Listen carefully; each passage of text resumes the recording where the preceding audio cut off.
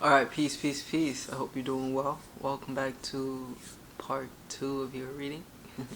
This is really part one, but part one ended up going to part two, if that makes sense.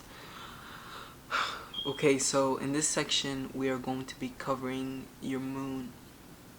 We'll be discussing your moon, and hopefully, we get to your ascendant as well, which I do have faith that we will be able to do so today. But anyways, so your moon is in Capricorn, and it's in the second house. Specifically, it's within the decan of organization. You feel me? This is like the first decan of Capricorn, if I'm not mistaken. I'm gonna double check though. Yeah, this is the first decan of Capricorn, and so this is energy of like the purest of Capricornian energy. For what I'm saying. And so, this decan, it's within the stars, it's represented by the constellation Cygnus. You feel what I'm saying? And it's like all these constellations have their own mythological stories, which you can later go and look into to, gain a better understanding of like the star sign. You feel what I'm saying? All right. So first thing is first, right? So moon and Capricorn. See, the thing about the moon and Capricorn, like, fortunately, it's in the second house. The moon likes to be in the second house. This is the house that deals with money, wealth, possessions, values, both tangible values, but also values from the sense of like the things you find valuable to you, even if they're not tangible, right? And so with the moon being here, one thing you highly value is like family and like connections, emotional connections. You feel what I'm saying? And like being able to nurture and like take care of someone. You feel me? That may even be something that other people around you find valuable. Your ability to take care and nurture. Now this is interesting energy because that's like just the moon in the second house.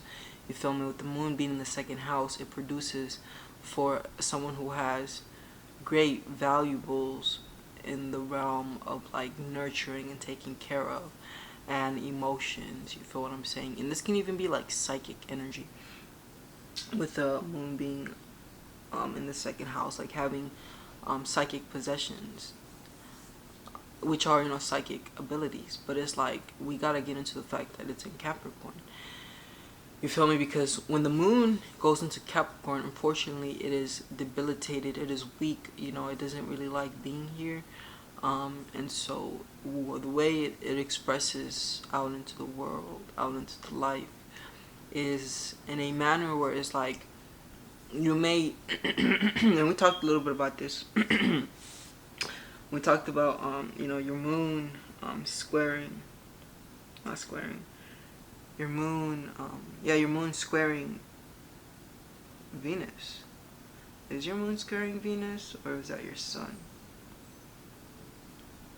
Holy crap, I don't think that's you. My apologies. That's another client of mine.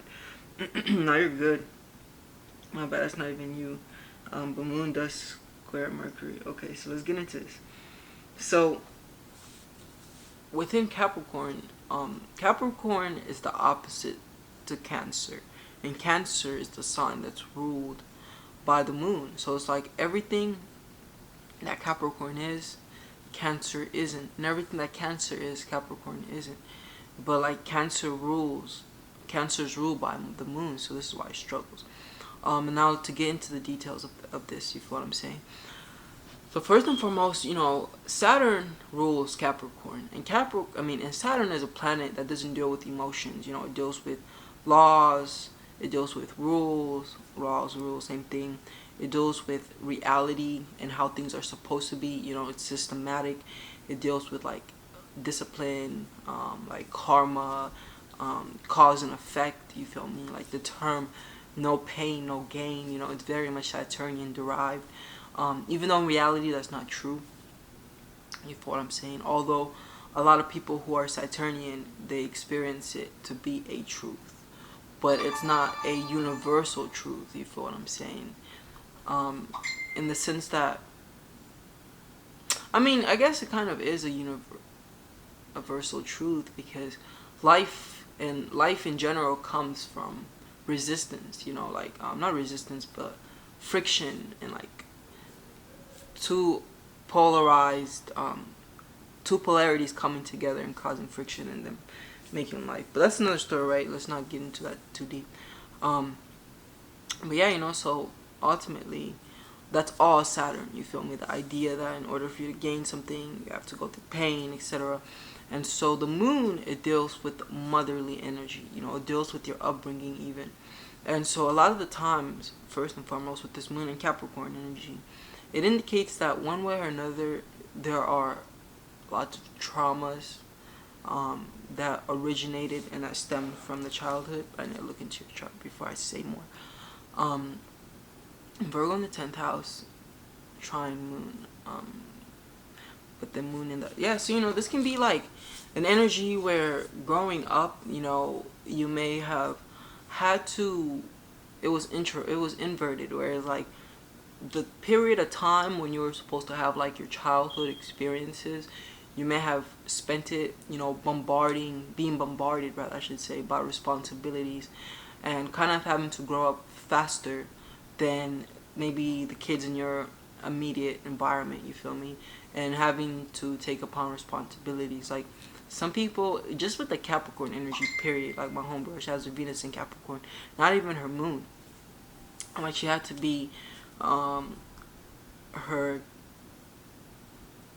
sister's parents' mother, because their mother was like an alcoholic or something like that. You feel what I'm saying?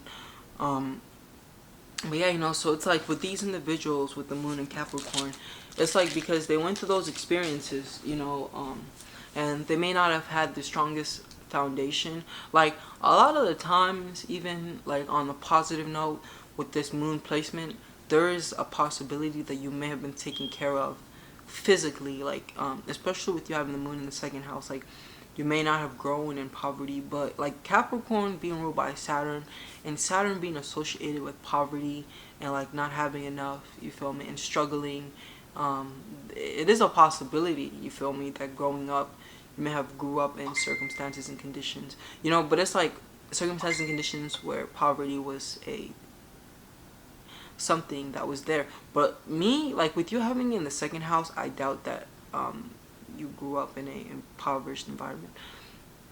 But it's like the moon, it ultimately deals with how you react and respond to the world. So at a young age, you're probably exposed to the colder aspects of life and the colder aspects of reality, you feel me?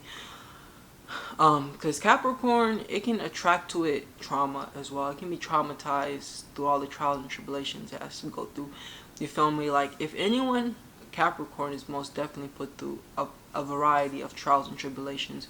And so what happens is, as a moon and Capricorn individual, you may have a tough a tough skin, you feel me? Like, your skin may be really, really tough, and it takes a certain amount of like effing with you to really get it under your skin, you feel me? Although you're really a type of person who doesn't let people get under your skin. And so these are the types of individuals who are very reserved, very business orientated as well. They have a great sense of business and a great understanding of like the corporate world in general, because okay, Capricorn is the last earth sign. Being the last earth sign, it deals with everything of this physical world, but it's like the primary final result of like the earth realm energy, like, because nature is more associated with Taurus, you feel what I'm saying? And Virgo is more associated with like humans, technically, you feel what I'm saying? But then Capricorn is associated with like the organizations and systems that humans build, but organizations and systems in a sense that work as humans being like the bolts and nuts, if that makes sense. And so where this energy is most represented is within the corporate world, within business, within the business life, within hierarchy in general. So Capricorn is indeed a sign, that's associated with the politics and everything like that. And now I want to throw this in there. What people don't realize about astrology is they make it so personal to them, but it's like what's really personal to you is your soul. You feel me? That's like your solo, unique individual amongst other spirits. You feel what I'm saying? But it's like all these other spirits, they have access to the 12 zodiac signs, same as you. Um, but it's like they tap into it differently. You feel what I'm saying? Like certain people, according to their soul maturity, when they're dealing with certain energies, with Capricorn or Gemini or whatever, they may be able to bring it to a higher octave of expression. Because their previous maturity. You feel what I'm saying? But then someone who is at a lower octave, they may express that Capricorn energy very toxically. But it's like, nevertheless, it's always valuable to understand your correspondences. You feel me? The sign's correspondences and what the sign is associated with, because this helps you better understand yourself, even if you're just like kind of looking at what it represents and taking from it, but not completely agreeing with it. You feel what I'm saying? But yeah, that's what Capricorn is. It also deals with politics and politicians. So like, that brings me to this. Capricorn's greatest attribute and ability is their diplomacy. They're very diplomatic. They know how to do business and negotiate, etc. But their greatest negative attribute is their deceptiveness. They can be very, very deceptive. You feel what I'm saying? And it's like moving in a world. Think about it this way: like, you're a Capricorn, right? And your whole life you've kind of been shown like this shitty aspect of life. Maybe you're attracted to yourself. A lot of narcs. You feel what I'm saying? Narcissistic people. People that didn't have the right intentions, that didn't really care about you, but fronted like they did. You feel what I'm saying? And so as a result, you're going to, in that vacuum, you're going to become a product of your environment. You feel me? And you're going to have certain attributes and qualities. You feel what I'm saying? But yeah, and you may not even, like, that may be a characteristic you may see in yourself, that sometimes it can be deceptive. Maybe not. But let me tell you this. Ultimately, Capricorn's overall energy is utility. You feel me? It belongs to the utility series. Utilization. Using. Capricorn's thought trend, are also known as affirmation, is I use, not I utilize. I use. You feel me? I use. And so Capricorn is all about understanding how it is that you can go about using the natural resources that express as circumstances, conditions, people, environment, whatever around you, to build something or to go from point A to point B. Like, as a moon in Capricorn, even though the moon deals with emotions and nurturing, caring, you may be dry on that end, but it's like, if it's one thing you're good at, is you're good at seeing opportunities and taking advantages of them to better yourself. You feel what I'm saying? Like, sometimes the Capricorn energy can be selfish, but I as I'm talking, I need to look at your chart, to make sure that, like, there isn't anything altering that energy. You feel what I'm saying? Yeah, they can be my apologies. So I was actually right. It is Venus square. I just wrote Mercury twice. But yeah, so that's one negative attribute. And so ultimately, like, with this placement, one thing for sure that needs to be developed is emotional intelligence. You feel me? A need to learn, and I think I talked a little bit about this on section 1. A need to learn how to work and deal with, not work, but like deal with people, but from a place of emotional connectivity. You feel what I'm saying? Like, you would probably benefit from getting into, like, gaining a subtle understanding of, like, human psychology even. And this is primarily having to do with, like, your moon squaring your Venus. All along it was you, it wasn't someone else. It's just I kind of messed up my notes, so I didn't see it. But yeah, all along, you do have moon that moon Venus square.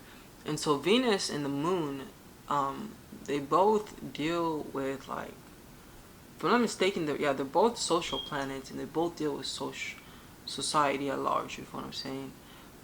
Not society at large, but how you socialize ultimately. And so the moon more deals with your personal, more close, intimate emotional relationships. But then Venus kind of just deals with your relationships abroad in general, like your group of friends, like what you do with your friends if you have friends. And looking at your chart, I think you have it in your Venus is in Libra. So with your Venus being in Libra and your Venus being in the 10th house, this is an indication that one way or another you're a public person. You feel what I'm saying? And you do enjoy relations and connections and things like that. But it's like with Venus being in Libra and the moon being in Capricorn, these two signs square each other. You feel what I'm saying? And so with this square, what it does is it rises energy where it's like you may not have a ability to, like, genuinely, like, pick up on people's hidden intentions and hidden agenda. Like, you may, but it's like with this placement, ultimately it's an indication that there can be an attraction and accumulation of individuals where they can come with hidden agendas, but they may put on an appearance of like they're your friends and they're there for you. You feel what I'm saying? And they're down to party if you are, but it's like they may not have, emotionally speaking, they may not have your best intentions at heart. And you may even attract certain individuals who may pull up on you and, like, you feel what I'm saying, dump their trauma, etc. onto you, and like not give anything back. You feel what I'm saying? Like with this energy here, I feel like it's also an energy where it's like it's important for you to learn how to enjoy yourself. You feel what I'm saying? And learn how to balance like work and play. You feel what I'm saying? Yeah, I feel like with this energy here, it can even play out as like your heart chakra being pulled on too much by your environment. I mean, by those people you choose to hang out with, and it's like there may even be an imbalancing of energies. And it's like with Venus being in Libra, it may be calling you towards learning how to balance and harmonize your relationships and your partnerships. You feel what I'm saying? But okay, yeah, let's move forward. Alright, so but yeah, I don't know if I still closed my thought on the moon and Capricorn. But yeah, so moon and Capricorn, moon likes to be in water because in water it can feel its emotions. When it's in Capricorn, it's very reserved, and you may have trouble processing your emotions in a sense where when things happen, you try to go for the most practical reaction, which is, what can I do? And how can I continue to be in this world and operate in this world? And so, with that being said, it's like there may be a neglect with the internal world, and there may be a continuous buildup of emotions that never were dealt with because life keeps lifing, and it's like you gotta move forward, and it's like you don't got time to stop and wait for life. I mean, you don't got time to pause and feel emotions. And so you reserve them. But like toxically, what happens here is there can be eventually an excess of emotions where it's like it can portray outwardly to others as toxicity, where it's like you may feel this deep resentment internally that has nothing to do with other people, but it's like you may unintentionally push it out onto those other people. You feel what I'm saying? But it's really like a call out for help, It's really a call out for help, if that makes sense. Okay.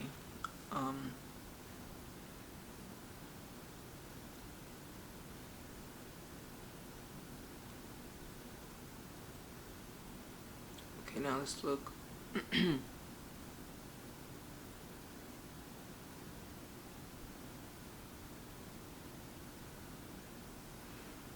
Okay, next thing. So the good thing in your chart is that you have like you know the moon, Mercury trining your moon. You feel me? Mercury trining your moon. And so with Mercury trining your moon, this can be positive.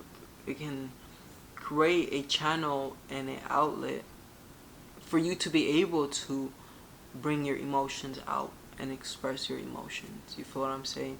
And it's like, but with Mercury being here, this may primarily be channeled through like writing or through talking, but I think writing more than talking. So like getting into journaling and learning how to write, maybe valuable, you feel me, with this moon Mercury conjunction when it comes to like learning how to express yourself emotionally. You feel what I'm saying? I feel like with this energy here, it's like, so Mercury deals with the left brain, the logical brain, you feel me? But then the moon deals with the right brain, the irrational, emotional brain, you feel what I'm saying?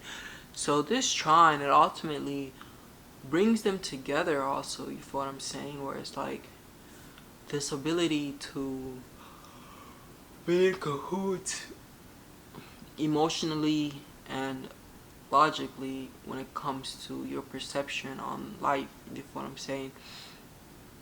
And this can even be an indication that like one way or another, like your upbringing, it was a channel that like allowed and promoted like the development of the mind and the intellect, you feel what I'm saying? With moon trining Mercury. Um yeah.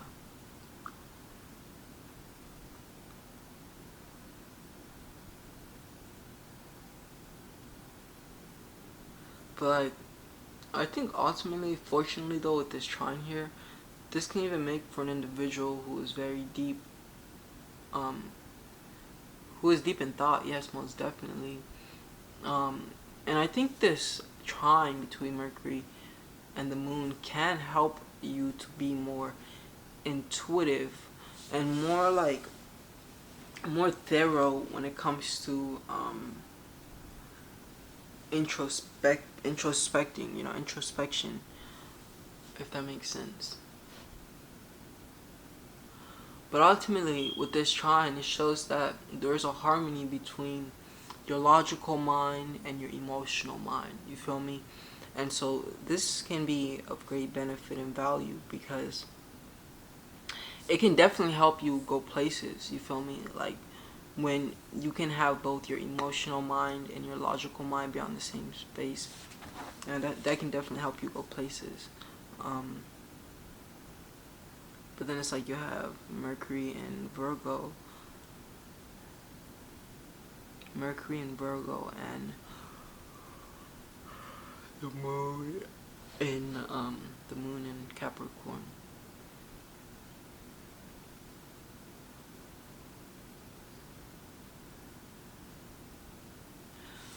But yeah, I would say this type of energy, it can even help to like enable you to be like a good person to talk to on emotional subjects. You feel what I'm saying? I feel like this energy right here can even be like, can it though? I was gonna say be like good energy to be like a counselor, to be a ear for someone, but it's like with the moon and Capricorn energy. Yeah, you're always going to be like the one that people come to because you may seem like you're strong and you got it together. Like that's the Capricorn energy that they like to put out. That they're strong, that they got everything together. You feel what I'm saying? But yeah, so let's move forward though. So You also have Uranus conjuncting your moon.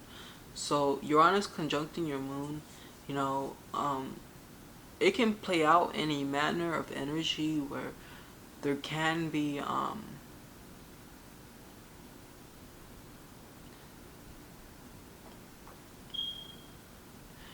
emotional instability. You know, like, because that's what ultimately Uranus is a very disruptive planet, you know, and it deals with like just being disruptive, you know, and disrupting things and bringing changes and everything like that. And so, with there being a conjunction, it can even be an indication that, like, when it comes to changes that are emotional, you are a type of individual who knows how to, like, roll with the punches and change and shift as you need to. You feel what I'm saying? But then it's like Uranus is also the higher octave, the moon. So I feel like this conjunction between Uranus and the moon and Mercury and the moon can tremendously be like profited from, I would say, through like meditation or like just through because you know Uranus, it deals with like downloading information, but then like the moon, it also deals with the subconscious mind.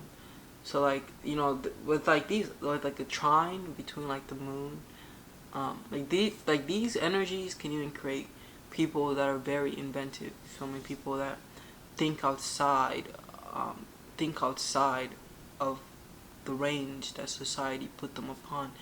You know, these are also individuals who are not afraid to, you know, walk to the beat of their own drums. And it's like, yeah, rebellious type energy, you know, I feel can come from this trine.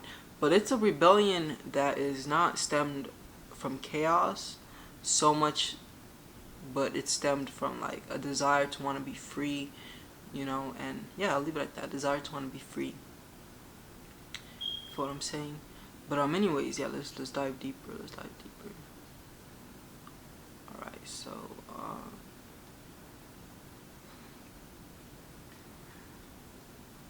all right, so next, okay, so the next thing is um yeah, so the next thing is the sextile between the ascendant and the moon. So a sextile ultimately signifies an opportunity, and it signifies qualities that may be dormant, if what I'm saying. And so with you having your ascendant squaring your moon, this is an indication that um, you have like emotional qualities. You feel me? Um, Emotional qualities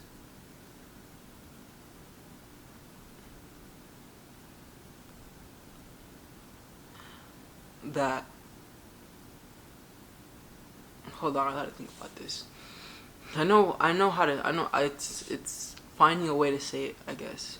Emotional qualities, you feel me, that deal with you personally, that you need to learn to develop, that will in the long term assist you. You feel what I'm saying? So the ascendant, it deals with the self, you know, it deals with the I, it deals with the personality, you feel me?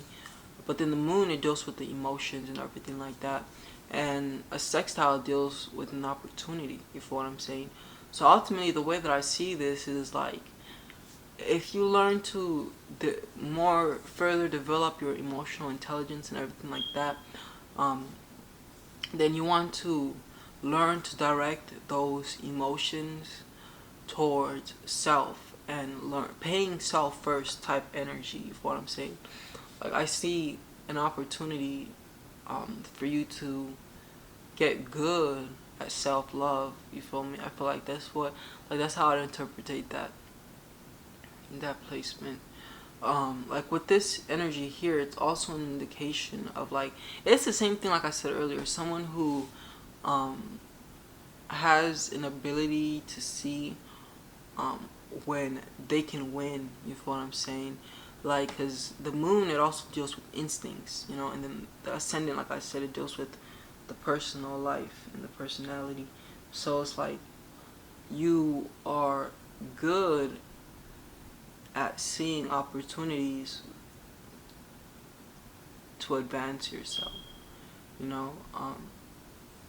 And it's like this is a quality that you can develop, and I feel like this can even just be like intuition, you know, like being able to intuitively know when you can do something that overall is good for you, or you should stay away from something that isn't the best for you. I feel like with this ascendant, ultimately, with this moon ascendant sextile, it produces for an individual who has good instincts. You feel what I'm saying? I feel like that's. I'll leave it at that. Yeah, I'll leave it at that. Alright, now let's look into your ascendant. So your ascendant is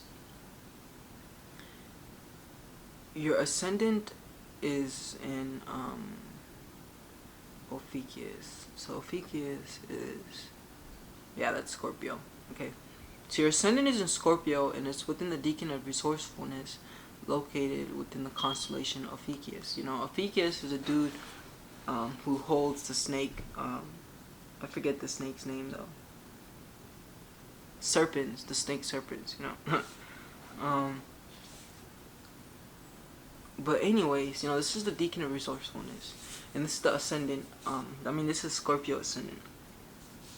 So with the decan of with you having your ascendant here, you feel what I'm saying. This indicates that, well, first and foremost, Mars is your chart ruler, which isn't really a surprise because Mars is the planet of strife.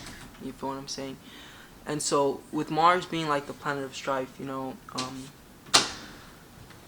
ultimately, like you have you know, your moon, which is in Capricorn, and which is in Capricorn, and you know, Capricorn is an energy that's ruled by Saturn, as you know. And so, you know, that already makes things difficult. And then earlier on your first reading, we kind of talked about how, you know, you have your sun in Virgo, but it's within like the constellation Hercules, you know. And so that in of itself was going to usher in a lot of like struggle and trials and tribulations. But ultimately, you know, with the ascendant being in Scorpio, and Mars ruling over your chart, and so let me explain what this means. So the ascendant, it's also the first house. You know, in the first house, it's like the house which everything stems from. You feel what I'm saying? And so the chart ruler of your first house gives you a great understanding upon like how, like the primary themes of your life. Alright, so with Mars, you know, being a chart ruler, Mars is the planet that's associated with like war. You know, it's like it's associated with aggression, with strife, and it's like positively Mars, you know, expresses through construction, but negatively Mars will portray through destructiveness. You feel what I'm saying? And so, you know, Mars naturally is a maleficent planet, meaning that it's negative in its expressions. And so, with that being said, you know, and Scorpio is also the feminine expression of Mars. So, you know,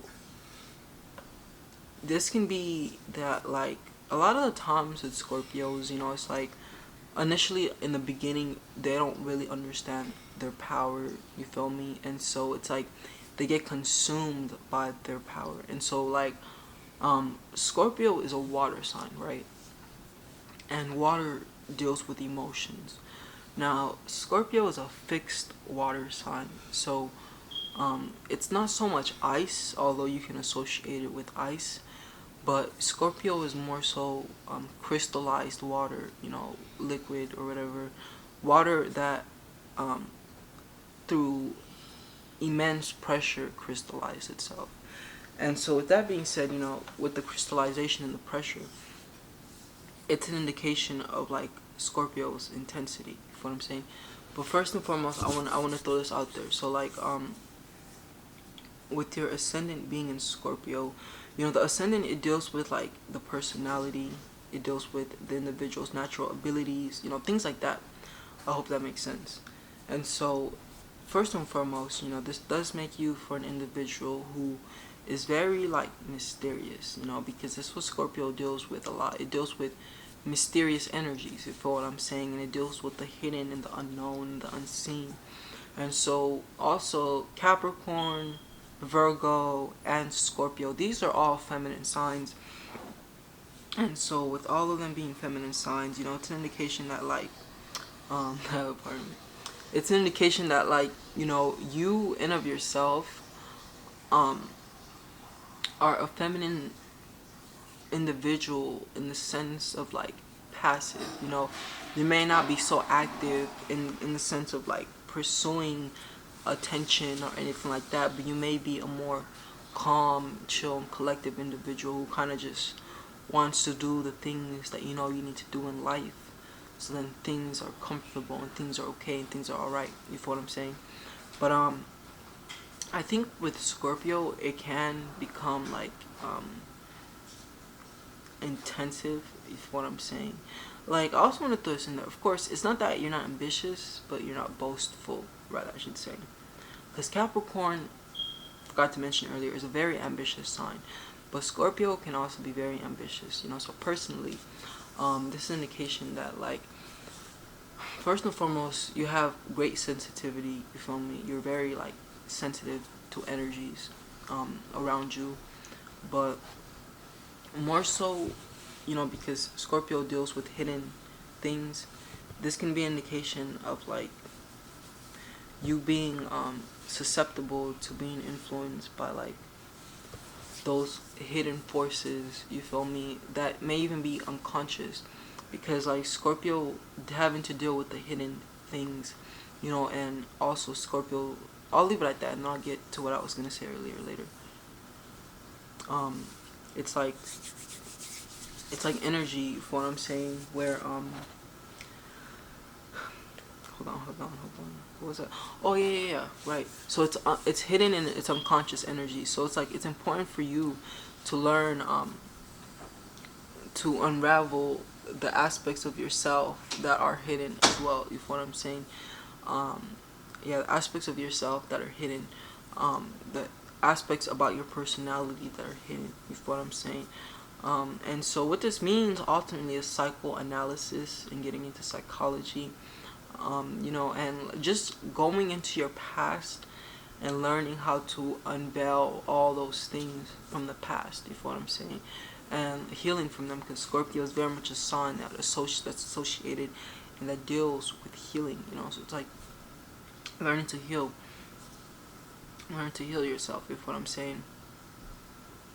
But yeah, ultimately Scorpio, it's the deacon of resourcefulness, which you are in, because Scorpio deals with desire energy. Scorpios have an ability to desire something greatly, more intensely than most. You feel what I'm saying? And so the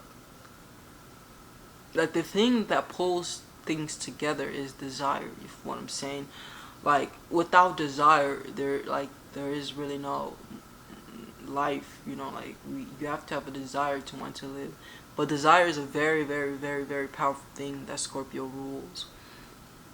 And so on its lower octave, Scorpio deals with like being animalistic, you feel what I'm saying, and its desires being anchored towards sex, you feel what I'm saying.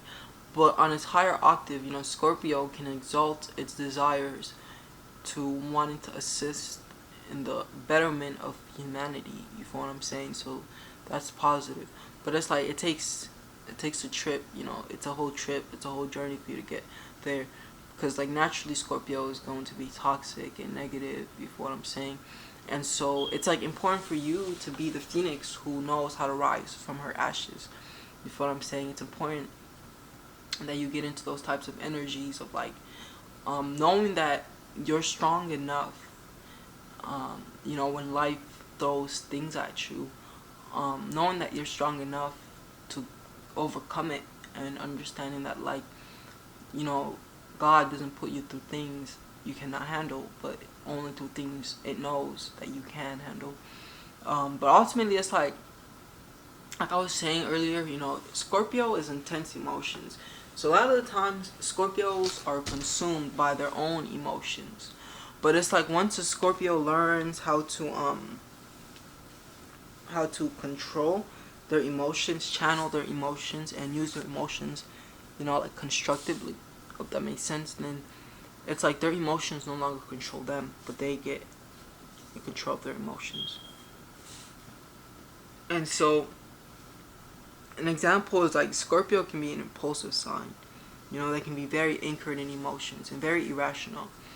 And it's like in that moment of irrationality, you want to start to cultivate self-awareness. You feel me? Where you're not just doing things and you're not aware that you're doing those things, but you want to get to a state of self-awareness where it's like you can observe yourself, and then you can from behind the scenes learn to redirect that energy by redirecting your thoughts ultimately. You feel what I'm saying? Because you can only think one thought at a time. You feel what I'm saying? It's like when you're thinking a thought, you're sending energy to it, and all of your energy is going to that thought. But it's like certain thoughts are associated with certain actions. You feel what I'm saying? So it's like, yeah, the way that you redirect energy, you feel me, is by redirecting your thoughts. But being attentive to thinking thoughts that will lead to actions. You feel me? Because it's like emotions, my bad, not emotions. Sitting down and thinking and pondering, it takes up energy, but it's energy we're consuming with our brain. You feel what I'm saying? So you can actually free that same energy that's stuck in your head, bring it to your hands, you feel me, or whatever, and do something with it that's practical, something that's actually going to help you get closer to the future, rather than dwelling inside. You feel what I'm saying?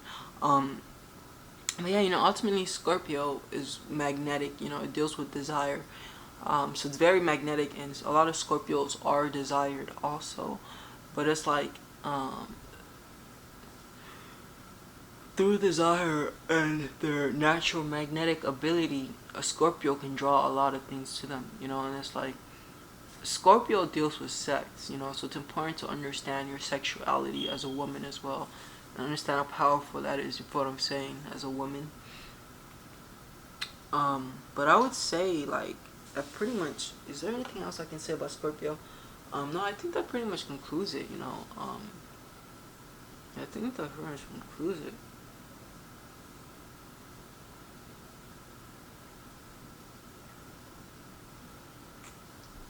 Yeah. All right. Yeah.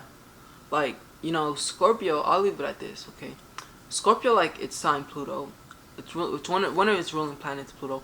So Scorpio's ruling planets, its lower octave when it just begins, and it's new, I guess, is Mars. But then once it grows and evolves, it's Scorpio. I mean, it's Pluto. But once it grows and evolves a little bit more, it's Mercury. You feel me? Mercury is like the planet that's associated with like writing, magic, wordsmiths, etc. You feel what I'm saying? But then it's like um that's Mercury. Um yeah, but then yeah, I'll leave it at that. But then it's like Pluto, it's a sign of extremes, it expresses itself through extremes. And it's like Pluto can either express harmoniously as the highest expression of like spirituality, or destructively as the lowest of matter. You feel me? So gross things. I hope that makes sense. But it's like it's the same with Scorpio. It can express harmoniously and positively as the most spiritual, or it can express negatively as the most animalistic and most material. You feel what I'm saying? So it's like learning to balance between those intensities is going to be of great importance as well. You feel what I'm saying? And learn to find groundingness. Learn to ground yourself. Learn to go out into nature and just sit in nature and connect with the earth and connect with the water. You feel me? Just finding ways to bring yourself back to earth. But yeah, that pretty much concludes the reading. Just saw 44444. It's 44, 40. But anyways, it's about to die, so I should probably go. That is pretty much your reading, though. Definitely let me know what you think, and I hope you enjoy it. And I definitely do hope, not hope, but I definitely do look forward to, doing part 2 for you, covering that next section, of what I'm saying. Thank you. Peace. Namaste.